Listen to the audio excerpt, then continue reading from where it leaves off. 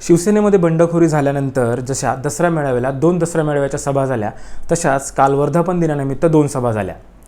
दोन्ही सभा चांगल्या झाल्या, म्हणजे आकारमानावाईज दोन्ही सभा फार मोठ्या जंगी वगैरे चांगल्या झाल्या. एक छानपैकी इव्हेंट मॅनेज केले होते आणि एका ठिकाणी एका सभागृहामध्ये सभा झाली. आता इव्हेंट मॅनेज करते म्हणजे कोण, जे भाजपसोबत होते. अर्थातच एकनाथ शिंदे यांची जी सभा झाली ती एक अत्यंत उत्तम अशा इव्हेंट मॅनेजमेंटची सभा होती. म्हणजे सेल्फी पॉईंट काय, तिथे कोळी नृत्य काय, मागे बाळासाहेबांचा हात वर करत असलेला एक पोस्टर काय, अर्थात बाळासाहेब ते असं करताना काय म्हणत असतील हे त्यांचंच माहिती, पण फोटो ऑप्स पूर्ण छान होते. दुसरीकडे षण्मुखानंदमध्ये उद्धव ठाकरे यांनी उद्धव ठाकरे शिवसेना UBT याचा स्थापनेचा वर्धापन दिन साजरा केला, ज्याला ते स्वतः अजूनही तेच म्हणतात की मूळ शिवसेनेचा वर्धापन दिन साजरा केला. पण एक गोष्ट मला जाणवली ती म्हणजे एकनाथ शिंदे यांचं भाषण म्हणजे कसं होतं माहिती आहे का, की इतिहासामध्ये कसं व्हायचं की राजपूत राजे असतील किंवा भारतातील मध्ययुगातले इतर जी काही संस्थानं होती, या संस्थानांचे कसे असायचे, यातला एखादा राजा स्ट्रॉंग असायचा, पण त्याचा मुलगा हा अधिक लालसेने काय करायचा, तर सत्तेमध्ये म्हणजे दिल्लीत केंद्रात जर मुघल असतील किंवा मोठी कुठलीही सत्ता असेल, फार तुम्हाला बघायचं तर उदाहरण म्हणजे लगान घ्या. लगानमध्ये ज्या टीम जी हरत असते आमिर खानची, त्या टीमचा जे एक संस्थान असतं तिथे एक राजा असतो, तो राजा ज्या लाचारीने त्या इंग्रज अधिकाऱ्याकडे बघतो ना, तोच चेहरा लक्षात घ्या. तशाच पद्धतीनं हे मुघलांसमोर येणारे हे जे छोटे मोठी राज्य संस्थाने असायचे, हे संस्थानं जेव्हा मांडलिकत्व स्वीकारायचे आणि त्यानंतर पुन्हा ते आपल्या राज्यात गेले की ते सांगायला सुरुवात करायचे की बघा शहा किती मोठा आहे, त्याने आपल्यावर काय काय केलं आहे. मी इथं अमित शहा यांचं उदाहरण नाही देते, मी सांगतोय की मध्ययुगातले हे शहा, महाराज, बादशाह हे सगळे किती मोठे होते, त्यांनी आपल्याला बरंच काय काय दिलं आहे. त्यांच्या ह्या डबल इंजिन म्हणजे त्यांच्या आशीर्वादामुळे आपलं सगळं किती छान चाललं आहे आणि आपल्या मागं खूप मोठी दैवी शक्ती उभी आहे. म्हणजे मध्ययुगातलं मी सांगतो, तुम्ही आत्ताचे काही संदर्भ घेऊ नका त्याला. अशा प्रकारचं भाषण मला काहीसं वाटलं एकनाथ शिंदे यांचं. एकनाथ शिंदेंना मी काही 0 मार्क वगैरे देणार नाही आहे, त्यांचंही भाषण छान झालं. छान काय झालं ते आपण पुढे पाहणारच आहोत, पण आधी आपण उद्धव ठाकरे यांचं भाषण बघूया, कारण निदान बाळासाहेब ठाकरे यांचे पुत्र म्हणून तेवढा तरी मान त्यांना द्यायलाच हवा ना. पहिलं भाषण आपण त्यांचं पाहूया. कसं आहे, उद्धव ठाकरे यांचं भाषण महत्त्वाचं यासाठी होतं की हा वर्धापन दिन आहे. ही कुठली जाहीर सभा नव्हती किंवा हा कुठला मेळावा नव्हता. मेळावा त्यांनी आधी एक दिवस घेतला होता. मग जर ही जाहीर सभा नव्हती तर याचा मुख्य उद्देश काय असायला पाहिजे की जे आपले कार्यकर्ते आहेत, जे आपले वर्धापन दिनानिमित्त येणारे जुने जाणते शिवसैनिक आहेत, यांना काहीतरी एक कानमंत्र देणं. उद्धव ठाकरे यांच्या दृष्टीने सगळ्यात महत्त्वाचा कानमंत्र त्यांच्यासाठी आत्ता असला पाहिजे तो म्हणजे जे माझ्यासोबत आहेत त्यांनी असे सोबत राहा. आता काल परवा अजून एक आमदार निघून गेलेत, तुम्ही तरी सोबत राहा. पण उद्धव ठाकरेंचा याच्या उलट अप्रोच दिसला. उद्धव ठाकरे तर म्हणाले की ज्यांना अजूनही जायचं असेल त्यांनी अजूनही निघून जा. मग आता हा उद्धव ठाकरे यांचा कॉन्फिडन्स स्वतःवरचा म्हणावा की ओव्हर कॉन्फिडन्स, हे त्यांना माहिती. पण त्यांच्या बोलण्यातून एक गोष्ट मात्र नक्की जाणवत होती, आणि अर्थात ते जे बोलत होते त्याला खालून लोकांमधून येणाऱ्या प्रतिसादामधून तर असं जाणवत होतं की तिथं बसलेली एखाद्या मेळावा किंवा एखाद्या कार्यकर्त्यांचं शिबिर नसून ते आपण एखादी जुनी 100-150 लोकांची एखादी फॅमिली जेव्हा गावी जमतो ना, म्हणजे मामाकडे वगैरे, तिथं कसं गप्पा गोष्टी होतात, त्या गप्पा गोष्टींच्या प्रमाणाचं ते एक वातावरण कालच्या सभेमध्ये आपल्याला पाहण्यात आलं. त्यांनी ज्या विषयांना हात घातला त्याच्यात त्यांनी प्रकर्षाने आणि कटाक्षाने एक गोष्ट पाळली, ते म्हणजे त्यांनी एकनाथ शिंदे आणि या फुटलेल्या 40 आमदारांना फार कमी महत्त्व दिलं. म्हणजे त्यांचा उल्लेख टाळला. गद्दार दिवस साजरा करा वगैरे वगैरे, मिंधे ह्यासारखे उल्लेख त्यांनी पुन्हा केलेच, जे ते आता प्रत्येक भाषणात करणार आहेत, पण त्यांना एक अवास्तव महत्त्व नाही दिलं. त्यांनी त्यांचा थोडक्यात उल्लेख केला आणि सोडलं. या उलट एकनाथ शिंदे यांनी मात्र त्यांच्या अर्ध भाषण हे उद्धव ठाकरे यांच्या भोवतीच फिरवलं. आता उद्धव ठाकरे यांच्या भाषणाचा पुढचा अर्थ जो होता तो म्हणजे त्यांनी काय कानमंत्र दिला, तर विशेष असा काही कानमंत्र दिला नाही. म्हणजे उद्धव ठाकरे यांनी काही मुंबईसाठी किंवा महाराष्ट्रासाठी आपलं हे ध्येय ते ध्येय असं त्यांनी काही कालच्या भाषणात तरी मांडलं नाही. कारण त्यांनी आदल्या दिवशी मला वाटतं आदित्य ठाकरे यांनी एका प्रेझेंटेशनद्वारे मुंबई, महाराष्ट्र याबाबतचं विजन प्रस्तुत केलं होतं. याउलट एकनाथ शिंदे यांनी महाराष्ट्रासाठी किंवा आपल्या कार्यकर्त्यांसाठी काही पुढचं विजन आहे का, तर ते सुद्धा त्यांनी प्रस्तुत केलं नाही. पण एकनाथ शिंदे यांना इथं आपल्याला पॉईंट्स द्यावे लागतील, कारण एकनाथ शिंदे यांनी महाराष्ट्र शासनाच्या शासन तुमच्या दारी हे जे कार्यक्रम आहेत किंवा तुम्ही उद्धव ठाकरे यांनी केलेल्या टीकेला मी कामातूनच उत्तर देईल यासारखी कामावर फोकस करणारी गोष्ट त्यांनी केली. अर्थात ती फार कमी केली. आता या उपर उद्धव ठाकरे यांच्या भाषणामध्ये असं वेगळं काही नव्हतं, कारण त्यांनी ज्या आधी मोदी शाह यांच्यावर केलेली टीका, त्यानंतर एकनाथ शिंदे यांच्यावर केलेली टीका, या व्यतिरिक्त उद्धव ठाकरे यांनीही दुसरा काही मुद्दा मांडला नाही. त्यांनी एक महत्त्वाचा मुद्दा मांडला, तो म्हणजे मणिपूरमध्ये जी सध्या परिस्थिती झाली आहे, जो हिंसाचार उफाळला आहे, त्या हिंसाचाराबद्दल तिथल्या एका रिटायर्ड जनरल अधिकाऱ्यांनी एक ट्विट केलं होतं आणि त्याच्यात त्यांचं असं म्हणणं आहे की मणिपूरची अवस्था लिबियासारखी झाली आहे. म्हणजे उद्धव ठाकरे यांनी महाराष्ट्रात मुंबईत बसून एक व्यापक भारताच्या दृष्टीने जे काही महत्त्वाचे मुद्दे ते सुद्धा आणले. या उलट एकनाथ शिंदे यांनी ठासून प्रत्येकाला सांगितलं की मी एक कार्यकर्ता आहे आणि मी एका कार्यकर्त्यासारखाच तुमच्याशी बोलतोय. म्हणजे अजूनही ते त्याच 1 वर्षानंतर त्याच हँगओव्हरमध्ये आहेत आणि लोकांना तेच सांगण्याचा प्रयत्न करत आहेत की मी गद्दारी नाही केली, मी बंडखोरी नाही केली, तर मी क्रांती केली आहे आणि या क्रांतीला 1 वर्ष होतं आहे. आता त्यामुळे उद्धव ठाकरे यांचं भाषणाचं विश्लेषण आपण इथे थांबवूया. आता आपण खऱ्या मुद्द्यावर येऊया की एकनाथ शिंदे यांचं भाषणाचं काय झालं. तर जसं मी म्हणालो की एकनाथ शिंदे यांनी पुन्हा 1 वर्षामध्ये आपण गद्दारी केली नाही, बंडखोरी केली नाही हे सांगावं लागते. त्यांना हे सांगावं लागतं यासाठी कारण त्यांनी जो सर्वे आता मध्ये प्रदर्शित केला होता, ज्याच्याबद्दल आपण एक विश्लेषणात्मक व्हिडिओ केला आहे, तुम्हाला तोही आवडला तर पहा. पण त्या व्हिडिओचा त्या सर्वेचा अख्ख्या भाषणात कुठेच त्यांनी उल्लेख केला नाही. आणि सगळ्यात महत्त्वाची गोष्ट म्हणजे अमित शहा, मोदी यांच्यावर स्तुतिसुमनं उधळत असताना फडणवीस यांचा देखील त्यांनी उल्लेख केला नाही. म्हणजे पुन्हा एकदा एकनाथ शिंदे यांनी फडणवीसांना टाळलं. आता गेल्या 2 दिवसापूर्वीच पुन्हा आम्ही फेविकॉलचं जोडे वगैरे अशी भाषा बोलत होते, पण आता त्यांनी केलं नाही. आता काही जण म्हणतील की हा पक्षाचा कार्यक्रम आहे, त्यामुळे तिथं फक्त आपल्या पक्षाबद्दलच बोललं पाहिजे. पण नरेंद्र मोदी किंवा अमित शहा यांनी एकनाथ शिंदेंच्या शिवसेनेत प्रवेश केल्याची बातमी मला तर वाचता नाही आली. मग त्यांच्याबद्दल एवढी स्तुतिसुमनं का होती तर काय माहीत. कदाचित त्यांनी उद्धव ठाकरेंना जी धमकी पुढे दिली त्याच्यात असेल. झालं कसं की एकनाथ शिंदे यांनी भाषणादरम्यान उद्धव ठाकरेंना धमकी काय दिली की तुम्ही कोणाबद्दल बोलताय, तुम्ही देवेंद्र फडणवीसचं तर नावच नाही घेतलं म्हणा, तुम्ही अमित शहा, तुम्ही नरेंद्र मोदी यांच्याबद्दल बोलताय. बाळासाहेबांची पुण्य आहे म्हणून थोडे दिवस ते ऐकून घेतील, पण एकदा का जर त्यांनी ठरवलं तर काय होईल तुम्हाला माहीत नाही. म्हणजे थोडक्यात त्यांनी इशारा दिला की तुम्ही त्यांच्याबद्दल बोलू नका. एकनाथ शिंदे एक मात्र बरोबर बोलले की मी एक कार्यकर्ता आहे, कारण प्रत्येक कार्यकर्त्याला एक नेता लागतो आणि एकनाथ शिंदेंना कदाचित 2 नेते लागत आहेत, मोदी आणि अमित शहा. देवेंद्र फडणवीस इथंही नाहीत. त्यामुळे एकनाथ शिंदे यांच्या ह्या जी धमकी होती यातूनच खरं तर मला मुद्दा कळतो आहे आणि तुम्हालाही कळलं असेल की काय कारणं आहेत की यांनी शिवसेना सोडली आणि यांनी शिवसेना सोडून सगळं स्वतःची वेगळी चूल शिवसेनेचीच आतली लाकडं वगैरे सरपण घेऊन लावली. याचं कारण म्हणजे की जी एक धमकीवाजा इशारा एकनाथ शिंदे देतात उद्धव ठाकरेंना, यांनाच कोणीतरी गेल्या 1 वर्षभरापूर्वी दिला आहे आणि त्याचीच परिणिती म्हणून आज ते स्वतः तिकडे गेलेत आणि मुख्यमंत्री झालेत. दुसरी महत्त्वाची गोष्ट म्हणजे एकनाथ शिंदे यांनी उद्धव ठाकरेंना दिलेलं महत्त्व म्हणजे काय आहे की मी या विषयावर जास्त डिटेलमध्ये बोलेल. याचं कारण म्हणजे की उद्धव ठाकरे यांचं राजकारण मी 2002 म्हणजे त्यावेळेला मी कदाचित शाळेमध्ये असेल, पण त्यावेळेपासून मी ह्या गोष्टी आमच्या नेहमीच चर्चेत व्हायच्या. म्हणजे माझे मित्र, माझे घरचे सगळे यांच्यामध्ये चर्चेत असायच्या. तर उद्धव ठाकरे यांचं राजकारण सुरू झालं की बाळासाहेबांनी शेवटी आपल्या मुलालाच हे केलं, त्यांच्यात तेवढी काही धमक नाही, त्यांना भाषणशैली येत नाही. तिथून जे उद्धव ठाकरे यांच्या राजकारणाची सुरुवात झाली आणि प्रत्येकाच्याच मनामध्ये उद्धव ठाकरेंबद्दल आणि त्यावेळेला राज ठाकरेंबद्दल एक सॉफ्ट कॉर्नर होता आणि उद्धव ठाकरेंबरोबर एक नेगेटिव्ह इमेज होती. पण तिथून जशा 2008, 2012, 2017च्या BMC इलेक्शन झाल्या, त्यांचे कॅम्पेन झाले, त्यांनी जी एक पकड स्वतःच्या पक्षावर मिळवली, त्यानंतर हळूहळू परसेप्शन बदलत गेलं आणि 2019ला मुख्यमंत्री होऊन आणि त्याहीपेक्षा जास्त म्हणजे भाजपला विरोधात जाऊन मुख्यमंत्री झाल्यानंतर उद्धव ठाकरेंची एक वेगळीच इमेज आपल्या सगळ्यांना पाहायला मिळाली. त्याच्यात ह्या 12-15 वर्षाच्या कालखंडात, जवळपास 20 वर्षांच्या कालखंडात एक गोष्ट जी मला प्रकर्षाने जाणवली आहे ती म्हणजे उद्धव ठाकरे यांच्यावर टीका करणारा जो व्यक्ती आहे, म्हणजे त्यांना सोडून जाणारा व्यक्ती आहे ना, तो एका प्रकारे उद्धवग्रस्त होतो. म्हणजे हा जो शब्द आहे हा उद्धव ठाकरे यांनी स्वतःच वापरला आज. उद्धवग्रस्त होतो म्हणजे काय की उद्धव ठाकरेंच्याच अवतीभोवती फिरतात. आपण जुना एक व्हिडिओ केला होता आधी की उद्धव ठाकरे यांनी भाजपला सोडून काय मिळवलं, त्याच्यात आपण याबद्दल चर्चा केली होती की उद्धव ठाकरेंनी अख्खं राजकारण स्वतःच्या नावाभोवती फिरवलं. जे राजकारण महाराष्ट्रात सुद्धा शरद पवार किंवा फार तर आता देवेंद्र फडणवीस किंवा नरेंद्र मोदीसुद्धा काही प्रमाणात किंवा फक्त मराठा जातीचं राजकारण या भोवती फिरवतं, हे राजकारण उद्धव ठाकरेंनी स्वतःच्या भोवती आणलं गेल्या 1-1.5 वर्षामध्ये. ते झाल्यापासून एकनाथ शिंदेंच्या बाबतीमध्ये मला जाणवतं की एक गोष्ट म्हणजे मी एकनाथ शिंदेंची मानतो ती म्हणजे त्यांनी कामाचा झपाटा लावला आहे. ग्राउंड लेवलला कामं काय होत आहेत हे पाहण्यासारखं आहे. कारण आदित्य ठाकरेंनी जो आरोप केला आहे की वाळू माफियांनी वाळू वाढवून ठेवली आणि एकच कंपनी आहे ज्या एका कंपनीकडनं ती वाळू वगैरे घ्यायची, असे बरेच भ्रष्टाचाराचे आरोप आहेत. ते बाहेर विरोधकांचं काम आहे. पण जे सध्या परसेप्शन जे दिसतंय त्यात एकनाथ शिंदे खूप काम करतायत, फिरतायत, लोकांच्या समस्या जाणून घेतात. हे सगळं जेव्हा तुम्ही करताय तेव्हा हे सगळं केल्यानंतर या गोष्टींना महत्त्व देण्यापेक्षा तुम्ही उद्धव ठाकरेंना का महत्त्व देताय?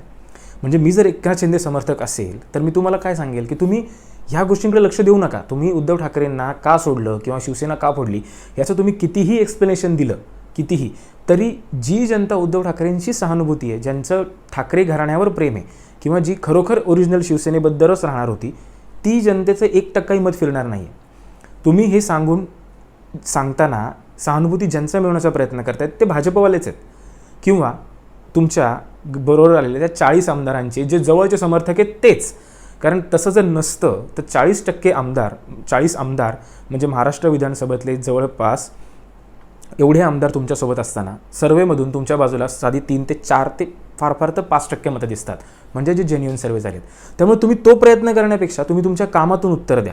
कारण महिलांना तुम्ही हाफ तिकीटमध्ये जे प्रवास दिला आहे, इतर ज्या काही गोष्टी आहेत, ह्या गोष्टी लागू करा. डबल इंजिनचं सरकार तुम्ही म्हणताय तर ते खऱ्या अर्थाने लागू करा, म्हणजे त्यातून काही जर मतं तुमच्यासाठी वाढली तर वाढू शकतील. पण इमोशनल मतं मिळवणं हा ठाकरेंचा कौल राहिला आहे महाराष्ट्राच्या राजकारणात, आणि तो त्यांचा खास बाज आहे. त्यात तुम्ही पडू नका असं म्हणजे जेन्युइनली मला तरी वाटतं. कारण तुम्ही जर खरंच कामं करताय तर ती गोष्ट समोर येणं जास्त महत्त्वाचं राहील. त्यामुळे उद्धवग्रस्त होणं हा जो एक रोग महाराष्ट्राच्या राजकारणातल्या काही राजकारणी, सगळ्यात मोठं उदाहरण म्हणजे राज ठाकरे. कारण उद्धव ठाकरेंच्या भोवती त्यांचं राजकारण फिरतं. जसं पाकिस्तानचं राजकारण, इंटरनॅशनल राजकारण हे भारताभोवती फिरतं. म्हणजे भारताला डॅमेज करायचं आहे, त्यासाठी आपण अमेरिकेशी दोस्ती करायची की रशियाशी करायची की कोणाशी करायची हे ठरतं. तसं उद्धव ठाकरेंना डॅमेज करायचं आहे, मग आपण आज शिवसेना म्हणजे नरेंद्र मोदींना पाठिंबा द्यायचा की नाही द्यायचा हे राज ठाकरेंचं ठरतं. ह्या प्रकारचं राजकारण जर तुम्ही करणार असाल, किंवा जसं नारायण राणेंनी केलं की फक्त उद्धव ठाकरेंना बोलणं हे एकमेव उपद्रव मूल्य असलेल्या नारायण राणेंना केंद्रामध्ये मंत्रिपद मिळालं, तुम्हाला त्याच लेवलला जायचं आहे का? तर म्हणजे माझ्या दृष्टीने तर नाही. कारण तुम्ही जी जीप घेतली आहे, एकनाथ शिंदेंनी ही जीप घेतली आहे, ही जीप प्रचंड मोठी आहे. उद्धव ठाकरे मुख्यमंत्री असताना 40 आमदार फोडून स्वतः मुख्यमंत्री होणं इज नॉट अ जोक. त्यामुळे एवढी मोठी झेप घेतली असताना पुन्हा उद्धवग्रस्त राहू नका. तुम्ही तुमची कामं करा आणि त्याला जास्त भर द्या. तुमच्या भाषणांमध्येही त्याला जास्त स्कोप यायला पाहिजे असं मला वाटतं. आता या बाबतीत शिवसैनिकांची जर मतं ऐकली तर म्हणजे जे उद्धव ठाकरेंचे शिवसैनिक आहेत त्यांना अर्थातच एकनाथ शिंदेंचे भाषण अजिबात आवडले नाही, आणि एकनाथ शिंदेंच्या समर्थकांना उद्धव ठाकरेंच्या भाषणांमध्ये काहीच नवीन वाटलं नाही, तेच बोलणं वाटणं. पण मुद्दा हा आहे ना की राजकारणात हे सगळं परसेप्शनचा गेम असतो. मी प्रत्येक वेळेला म्हणतो, आज तुमचं परसेप्शन जे झालं आहे म्हणजे शिंदे गटाचं असू दे किंवा उद्धव ठाकरेंचं असू दे, तुम्हाला दोन्ही गटांना काय आहे ना ह्या परसेप्शनमधून बाहेर यावं लागणार आहे. म्हणजे उद्धव ठाकरेंना जे घरात बसून ते काम करतात, ते लोकांमध्ये मिसळत नाहीत, त्यांना मास लीडर नाहीत, ह्या गोष्टींना पुढे जाऊन ह्या गोष्टींच्या पुढे जाणं गरजेचं आहे. याचं एकनाथ शिंदेंच्या भाषणामध्ये अजून एक महत्त्वाचा मुद्दा त्यांनी मांडला. तो काय होता की त्यांनी जे आरोप उद्धव ठाकरेंवर काही केले, यातले काही आरोप हे शिवसेना जेव्हा फुटली नव्हती त्यावेळेला स्टेजच्या खाली बसलेले जे कार्यकर्ते असायचे त्यांच्यातही असायचा. म्हणजे शिवसेनेमध्ये शहरी नेतृत्वाला जास्त वाव दिला जातो, त्यातही कोकणी नेतृत्वाला जास्त वाव दिला जातो. ह्या ज्या गप्पा आहेत ना, ह्या गप्पा ह्या शिवसैनिकांमध्ये आधीपासून असायच्या. आता फुटल्यानंतर एकनाथ शिंदे यांनी पुन्हा त्याच मुद्द्यांना हात घातला आहे. आता हे मुद्दे कॅच करणं एकनाथ शिंदेंना जास्त सोपं जाणार आहे, because they are low hanging fruit. ते खूप लवकर लोकांच्या मनात पडतं. कारण शिवसैनिकांच्या ज्या गोष्टी आपण ऐकतो त्यातून ह्या गोष्टी नेहमी बाहेर येत जातात, त्यामुळं ते सगळ्यात लवकर येणार. त्यामुळे उद्धव ठाकरेंना यासाठी बाहेर पडणं आणि ह्या गोष्टी करणं जास्त गरजेचं आहे. उद्धव ठाकरेंवर एवढा फोकस जेव्हा सगळे मीडियातली लोक करतात तेव्हा मला वैयक्तिक काय महत्त्वाचं वाटतं ते म्हणजे आदित्य ठाकरे काय करणार आहेत. कारण आज कितीही जरी आपण म्हणलं उद्धव ठाकरे यांची सेना शिवसेना UBT, तरी आज ती चालवली जाणार आहे आणि उद्याही तिचं नेतृत्व करणार आहेत आदित्य ठाकरे. त्यामुळे आदित्य ठाकरे इथं काय करत आहेत हे जास्त पाहणं महत्त्वाचं ठरणार आहे. दुसरी पुढची गोष्ट म्हणजे एकनाथ शिंदे यांनी त्यांच्या प्रत्येक सभेमध्ये जणू काय आता बाळासाहेब ठाकरेंचे जुने व्हिडिओ दाखवण्याची सुरुवात केली आहे. आता हे व्हिडिओवर कसं आहे ना की याच्यात गेलं तर कोणी थांबत नाही. म्हणजे मग पुन्हा एकनाथ शिंदे यांनी खिशातून राजीनामा बाहेर काढून माझा राजीनामा घ्या, आम्हाला त्रास होतो आहे, ह्या सरकारमध्ये आम्ही राहू शकत नाही, याबाबतची भाषणंसुद्धा बाहेर येतील. त्यामुळं ह्या व्हिडिओवर जाण्यापेक्षा तुम्ही जी कामं केली आहेत त्या कामं केलेल्यांचे जे लाभार्थी आहेत यांचे व्हिडिओ तुम्ही दाखवा, ते जास्त योग्य ठरेल.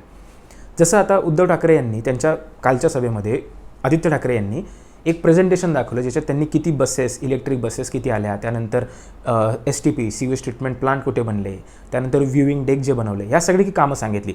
सेम तसंच करा. पुन्हा तुम्ही उद्धव ठाकरेंच्या त्या ट्रॅपमध्ये अडकू नका की उद्धवग्रस्त होणं फक्त टीका करत राहणं.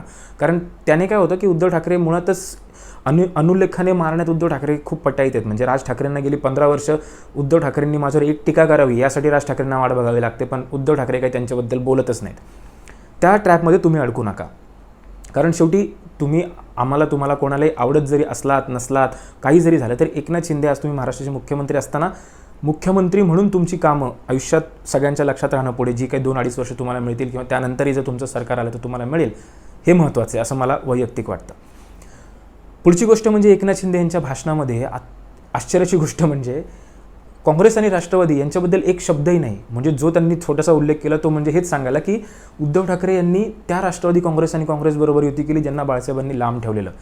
अर्थात पण आता गेल्या काही महिन्यांपूर्वी तुमचेच नेते म्हणत होते की जर अजित पवार हिंदुत्वाचा झेंडा घेऊन आमच्यासोबत येणार असतील तर स्वागतच आहे. म्हणजे हे तुमचं कंपल्शन आहे की आता अजित पवारांबद्दल काही बोलायचं नाही, ते तुम्हालाच माहिती.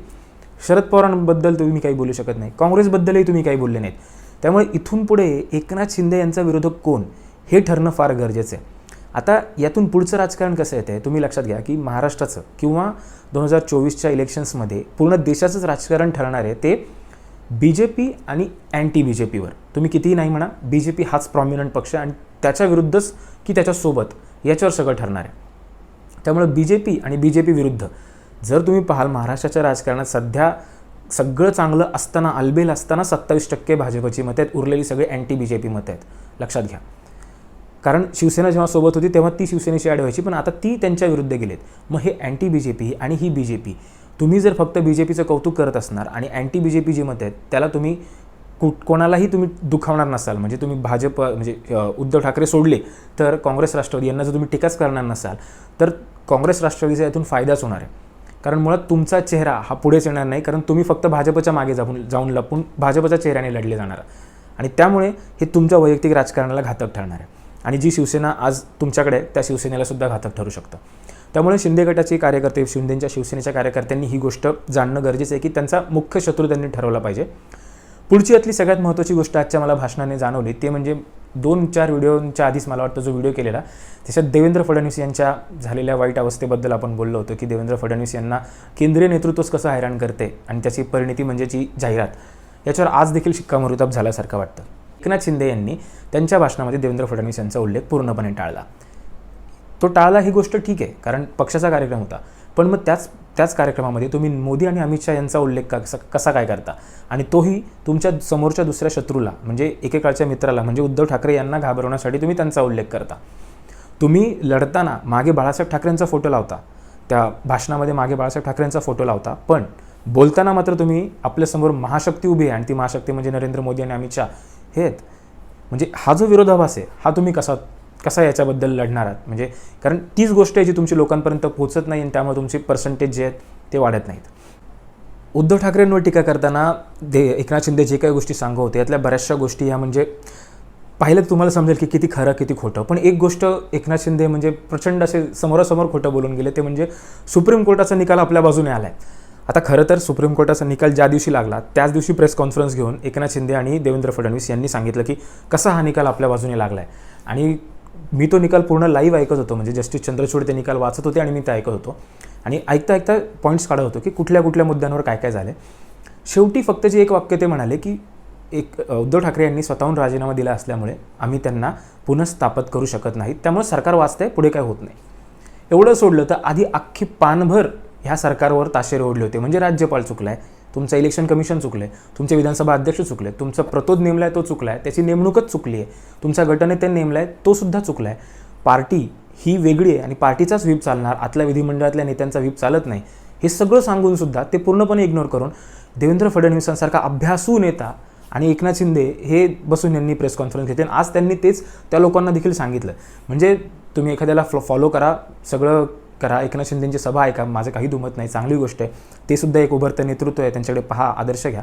पण ही गोष्ट म्हणजे जर तुम्ही मान्य करणार असाल तर एक तर तुम्ही कायद्याला पूर्णपणे चुकीचं समजताय किंवा मग तुमचं काय म्हणतात की तुम्हाला कुठली तरी गोष्ट समजून घ्यायचीच नाही आहे. हे मी त्यांच्यासाठी सांगतो की ज्यांना असं खरोखर वाटतं की एकनाथ शिंदे आणि देवेंद्र फडणवीस यांचं सरकार वाचलं आहे. ते सरकार वाचलं आहे म्हणजे ते सरकार जसं संजय राऊत जे काल म्हणलेत ना ती गोष्ट खरी आहे की म्हणजे ते सरकार मेलं आहे, त्याला फाशी दिली आहे, सगळं जाहीर केलं आहे, फक्त जल्लादाचं काम हे विधानसभा अध्यक्षांकडे दिले. आता ते कधी करतायत याची वाट बघायची. त्यामुळे तिथेसुद्धा त्यांनी आपल्या कार्यकर्त्यांना एक चुकीचाच संदेश दिला आहे की खरं तर काय. पुढची गोष्ट म्हणजे शिवसेनेचा वर्धापन दिन मेळावा असू दे किंवा दसरा मेळावा असू दे, शिवसेनेची एक स्टाईल असायची, म्हणजे त्याच्या नेतृत्वाची, बाळासाहेब ठाकरेंची खास करून, उद्धव ठाकरेंची पण त्याच प्रमाणात, की एक स्टाईल असायची की युती आपली एका बाजूला, आघाडी एका बाजूला, पण ज्यावेळेला आपण शिवसेना प्रमुख म्हणून तिथं उभा असतो त्यावेळेला आपण कोणालाच सोडत नाही. म्हणजे स्वकीयांनाही आपण झापतो आणि विरोधकांना तर झापतो. पण एकनाथ शिंदेंच्या याच्यामध्ये त्यांनी जे त्यांचे स्वकीय आहेत म्हणजे भाजप त्यांना झापलंच नाही, त्यांच्यावर तर स्तुतीसुमनच उधळली, पण जे विरोधक आहेत त्यांनाही झापलं नाही. म्हणजे फक्त त्यांनी सध्या त्यांचं टार्गेट फक्त मला वाटतं उद्धव ठाकरे दिसतात. त्यामुळं ही गोष्ट जरा त्रासदायक ठरू शकते भविष्यामध्ये.